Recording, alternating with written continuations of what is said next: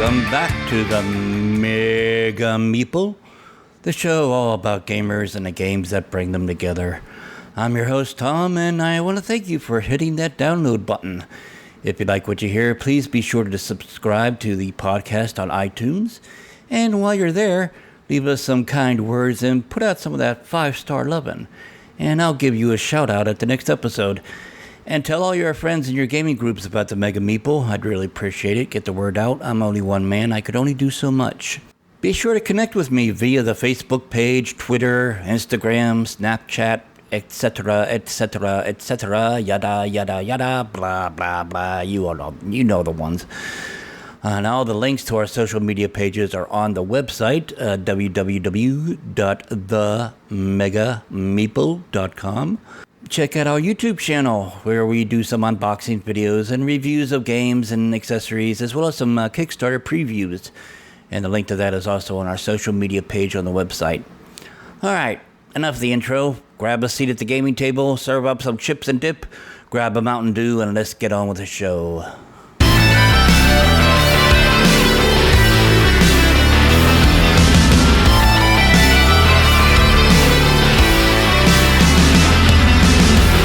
Welcome to the Mega Meeple. This is episode 21, and this is a new beginnings here at the podcast. And as I mentioned in last episode, we are introducing our new co-host. So this is his first time.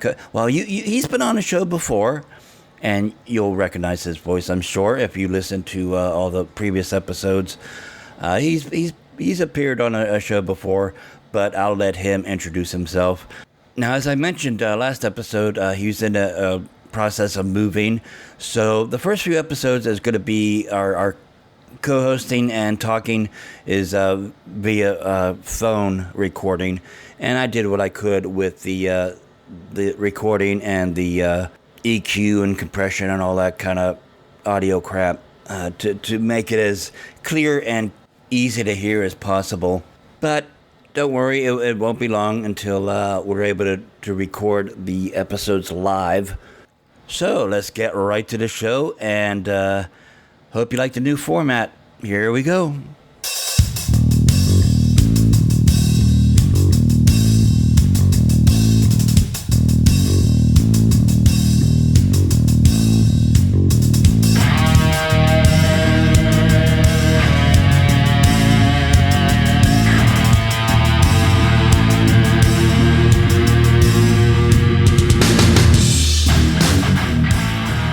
Alright, so welcome back to the Mega Meeple, and I teased, memory serves, I think I teased last week episode that we have looking into getting a new co-host, and actually we're on the line with him right now.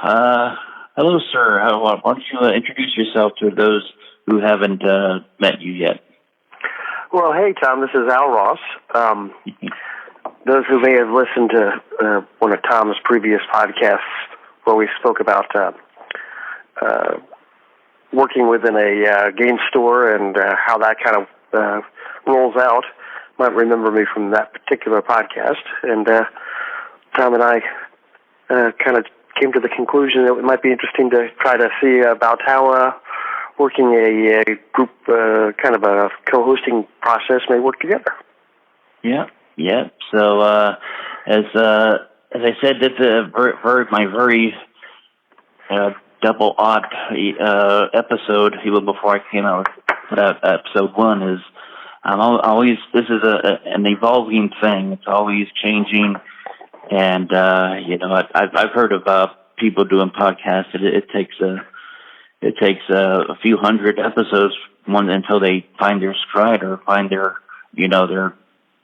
signature thing that they do every podcast. So we're going down this road and seeing how this works out, and hopefully it will be. I mean, I've had two people tell me that, oh yeah, you have a good voice for radio and stuff.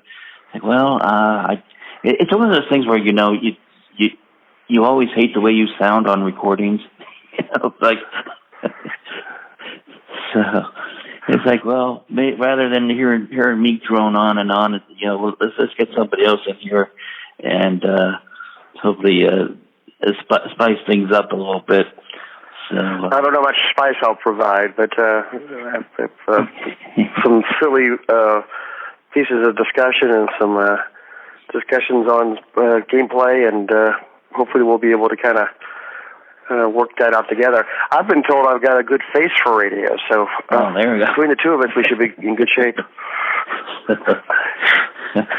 I remember I grew up in Pittsburgh, and there was a guy that up in the sports radio show up there, and I don't even know if he's still alive or he's still broadcasting, but he was like the voice for the Steelers, and his name was Myron Cope.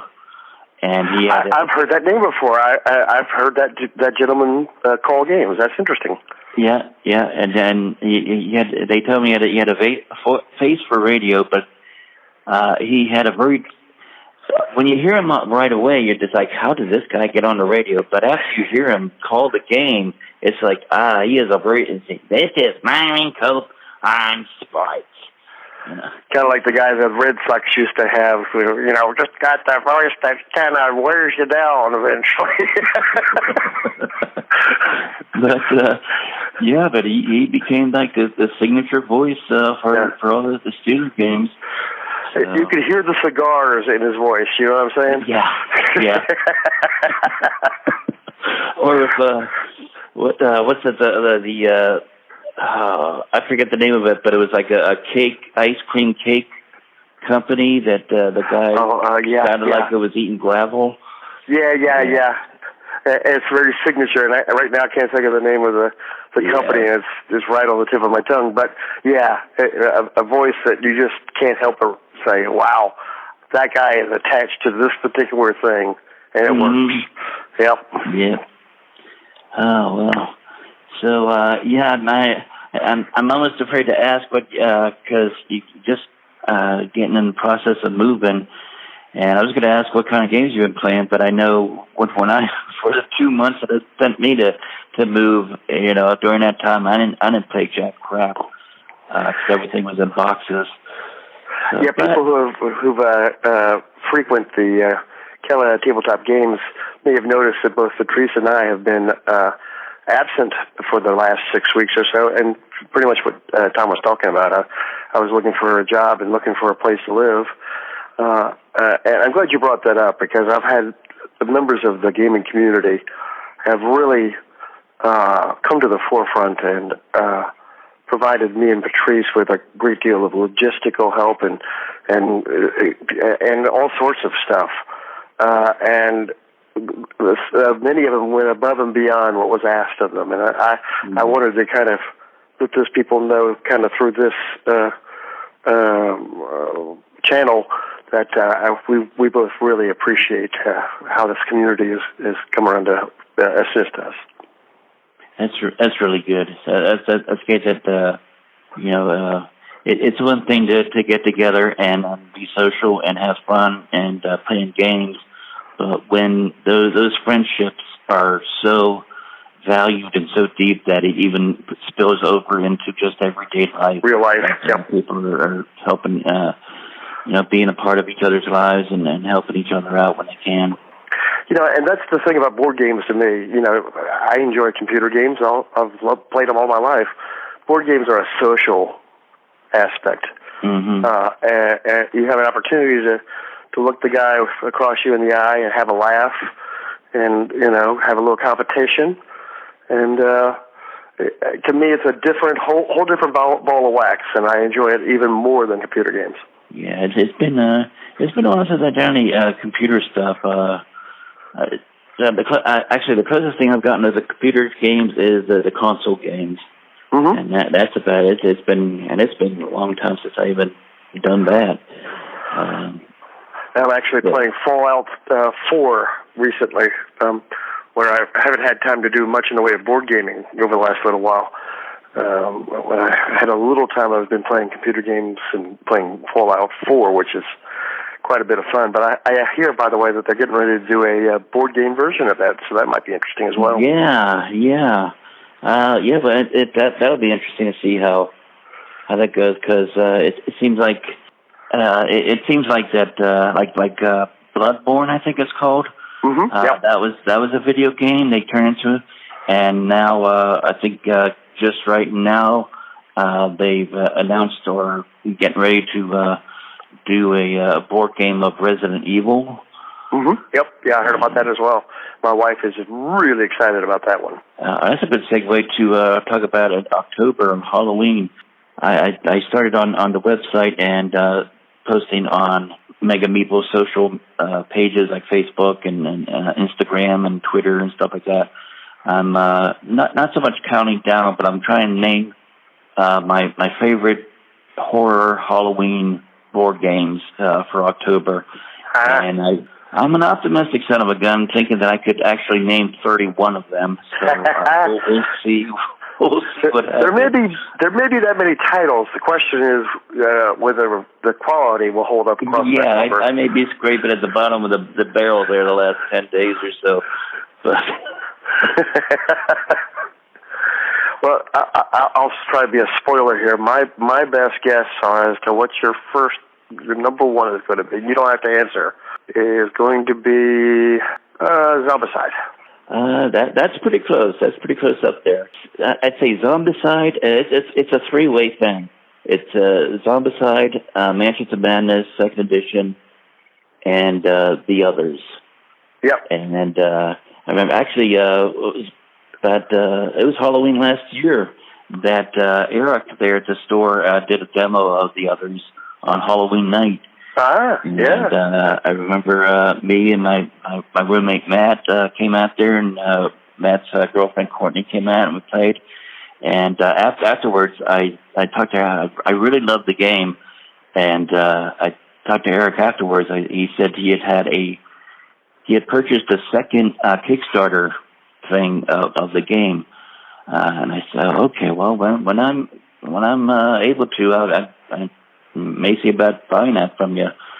So once things started getting turned around for me, medical wise and physical and financial wise, I called him up and, hey, is that Kickstarter the other still available?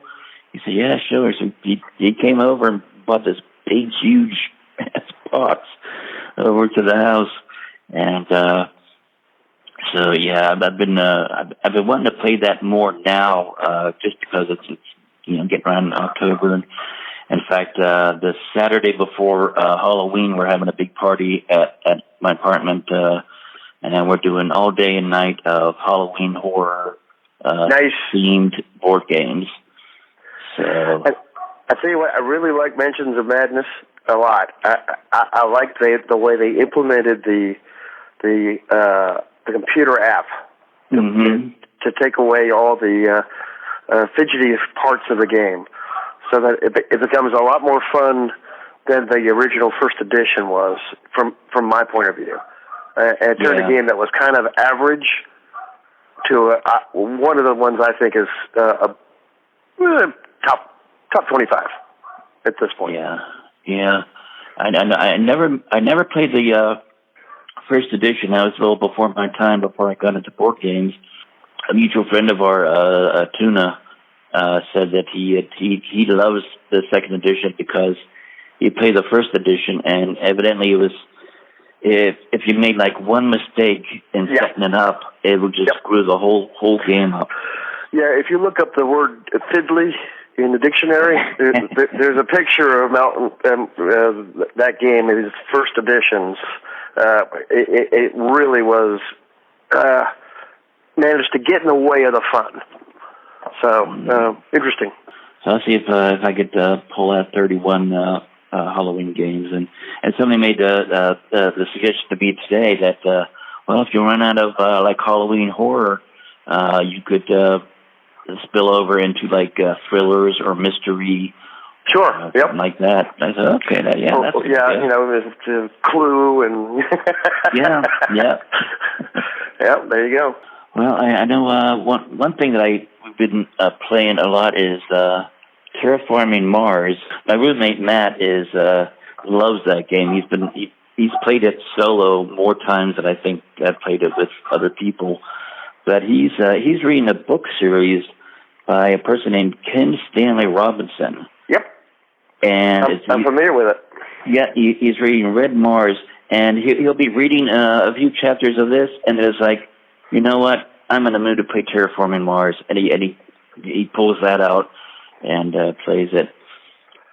Yeah, the developers stated that those series of books didn't directly lead to the game, but it sure gave them a great deal of the what they were trying to do to try to make it a technological base game, which kind of Kim Stanley Robinson's set of books are all about. Kind of like the movie The Martian, where you're it's an interesting story, but it's a technological story. Right. And but that game manages to make that work from kind of a Euro aspect. And I tell you what, that I have played that game. I've got board game stats, so I keep track of generally how many games I'm playing and so forth. I have played that game more than 40 times. I use that same app, and I started the whole 10 by 10 challenge for this year. When I think I'm only like maybe 55%. It's like, okay, I need to get my butt in gear here and start getting some more stuff done before the end of the year. It's easy enough to play 3 or 4 games 10 times. It's the next set, the 5s through 10s that are like, man, sometimes it's going to be tough to try to get that many games played of that in a whole year. At least that's my point of view on how that works.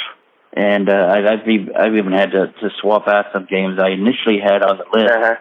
And it's like, you know what, I don't think I'm ever going to get to these 10 times, so I'd swap it out with, a 20-minute game or something. Yeah, I've got the app, but I decided not to do 10 by 10 because I knew it would be just a matter of frustration for me of not being able to fill it for the end of the year. And keeping on the Mars thing, I just today, maybe about an hour and a half before we started recording this, the FedEx guy knocked on my door and handed off a little care package, and I pre-ordered it way back in July, and finally got First Martians. And, speaking of a game with an app, so have you had a chance to unbox it yet? Any first impressions?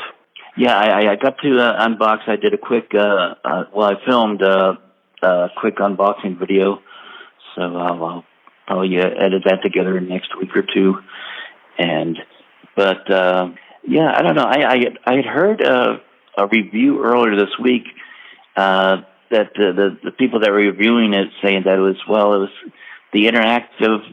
They liked the app and they loved the game, but the board. Their main complaint was about the board. The board looked too bleh.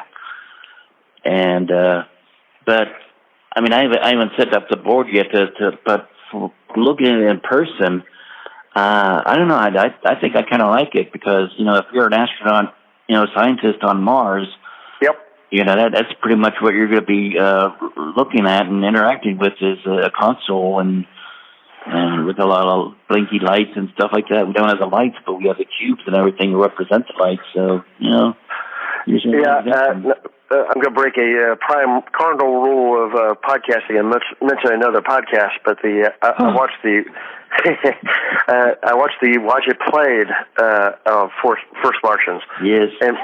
And my description of that board is as if it's like a jet airplane console panel. Mm-hmm. It kind of switches and indicators, and it's as if you're kind of looking at the layout of what's going on with this your particular colony at any particular time. And to me, that sounds glorious. From my point of view, I'm likely to really enjoy this game. I know that the one thing I really remember about Rodney Smith's video is it was like a big thing that his how to play was like 50 minutes. Yeah. So if the question came up, is like, okay, is this Rodney's longest how to play video. So, but if it isn't, it's pretty darn close. Well, it's interesting. The box side has Rodney's logo on there. You know, yep. I'm not sure if I've seen that before. I've certainly seen Dice Towers, but that's the first time I've seen watch it play. I thought, oh no, yeah, yes it does. Robinson Crusoe Second Edition has the Watch It Play logo on it as well. So maybe they've got he and Ignazi may have a alliance going on there or something. Who knows? They certainly got one of the better guys to be able to do. Absolutely. And see that. See, that's the thing about Ronnie has found his niche, his signature in the gaming world, in the podcast and video world. Yep. That he is who I point to for people when I'm at the store. Right. For people to go, if you're having trouble learning the game, check this podcast out. You'll get a pretty good aspect on how to play the game and how to set it up. Yep, definitely. So what else is going on this weekend? Big news about Fantasy Flight Games' new LCG Legend of the Five Rings. A lot of hype about that one. Yes, it is. And I've been kind of going back and forth on whether I want to get it or not, because I know my roommate Matt just is not into card games. Yeah. So it's like, well, who are you gonna play with, right? Yeah, who am I gonna play? I got this box of Netrunner and Hull Breach and Summoner Wars and Ashes and stuff like that. It's like, no, I don't like card games. Okay. But actually, well, you guys at the store there have LCG nights, right? Yep, that's true. I believe it's Tuesday nights. Okay. So yeah, I start bringing my Netrunner and Ashes boxes in there and start blowing dust off of those and start playing. And so, I do know there's a couple of guys that have been talking about getting Legend of the Five Rings as soon as they could possibly get their hands on it. It was supposed to be released at Gen Con. I'm not sure if it actually got released out or not. I was supposed to go, but was unable to make it for reasons we've already discussed. Right. Yeah, and then I think I must have a Kickstarter problem because I keep buying stuff on Kickstarter, or I keep leaving. I window shop on Kickstarter to see what's new. Yeah. But one of the is there like an actual disease or a malady? I don't know. I need a support group. Exactly. For recovering Kickstarter addicts, but the newest thing on that is the Tiny Epic guys, the Tiny Epic Defenders, and I think it's called Dark War. So it's like the one game and then like an expansion to it or an addition to it, and it funded in like 8 minutes. And wow! Last time I looked, I think there were well over $200,000 of money raised. So, but have you played any of the Tiny Epic games? Yeah, I've not played any of them yet. The only thing I've seen is the Wheaton broadcast of the Tiny Epic, I think, Galaxies. And I liked it. It looked like a nice filler-style game that I probably enjoy. Yeah, it's pretty neat. A friend of ours, Richard, he had gotten Tiny Epic, I think, Kingdoms and Galaxies, and just recently got Quest. Mm-hmm. And we played Galaxies a few times, and we played Quest a few times. And the one with the Quest, Tiny Epic Quest, is pretty neat because they have these like little swords and armor and shields. Once you go to a location and you roll somebody, dice and get so many symbols, you could advance your meeple. But once your meeple fulfills a task at that particular location, you could get like a little tiny sword that you could actually attach to the meeples. So it's pretty neat how they just kind of added that little touch there where you have these little fighters and stuff like that with swords and hatchets and stuff running around doing things. So it's pretty neat.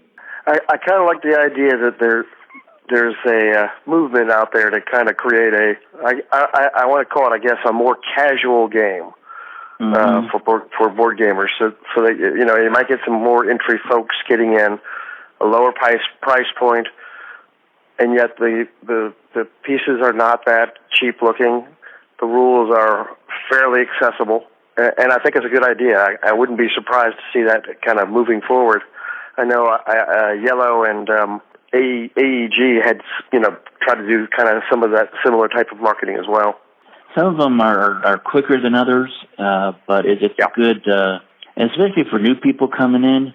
Yeah. You're not going to have to introduce them to this huge board that's going to overwhelm them and drop a rule book in their lap that hurts. Yeah, I gotcha. You got this thing that's thick enough to choke a mule. And, but instead you have these little tiny adventure things that it's like, oh, okay, well, maybe I'll think, oh, that's cute, and I'll be open to try that. And so I think they'll be more open to try those. Less intimidating. I agree with you. Less intimidating, less scary looking mammoths of board games.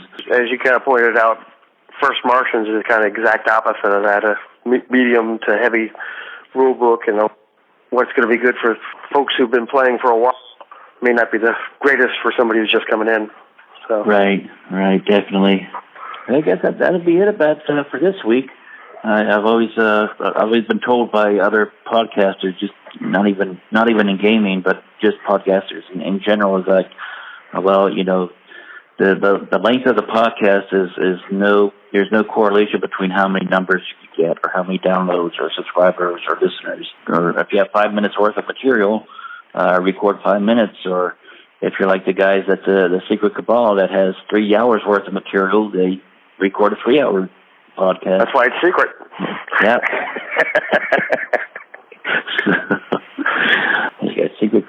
Secret Cabal, not too far from here. Yep.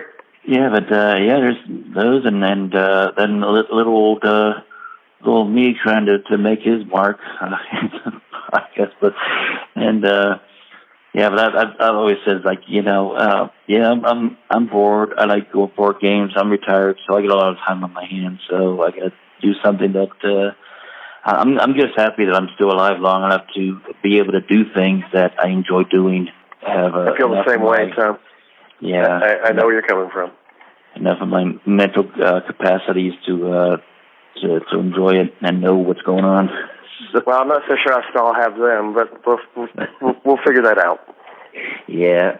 So if any of you out in the listening audience has any ideas what we'd like Al and I to touch on or talk about, a topic, feel free to let us know. And if you're local to the Pineville area, Pineville, North Carolina, actually just a spitball away outside of Charlotte, North Carolina, go check out Carolina Tabletop Games, and you just might see Al there. I'm there occasionally. Well, thank you so much for coming on, and good luck in getting out of the boxes and getting settled in. Thank you. Hopefully, before too long, we'll be able to record these things face to face, and hopefully, fist fights will not break out. Right. Well, I'm one-handed, so you can probably win. I'll have a slight advantage. All right, Al. Well, thank you so much, and thank you for all of you out there that continue to listen and support the podcast. I see the numbers of the downloads and the listeners and stuff like that, and that so many of those, hundreds and hundreds of people are actually listening to what I have to say, and now what we have to say is just really encouraging. So, just give us some feedback. Let us know what you like, and if there's anything you don't like, give us some constructive feedback. So just say we suck, tell us why we suck, and how we could suck less. So exactly. That's how we get better. All right, Al. Well, I'll see you. If I don't see you at the store sometime this week, we'll talk to you next week for the next episode. Sounds like a plan. All right. And we are out of here. Thank you so much for listening. If you have any ideas or suggestions of what you want to hear about, or maybe a topic of discussion about board games, or even if you're a game creator and designer, or you have a Kickstarter and you want to be a guest on the Mega Meeple to talk about your game, you can contact us through the website. It's www.themegameeple.com and go to the Contact Us page. Also, if you'd like to support the show with a small donation, you could go to our Pod Pledge page. The link is on the social media page, and donate $1 or so a month or a one-time donation. It will really help out with the hosting costs and such, and I very much appreciate it. So until next week, this is Tom and Al. I'm not Al, but I'll re-record this one. Al's in the studio. But anyway, until next week, game on.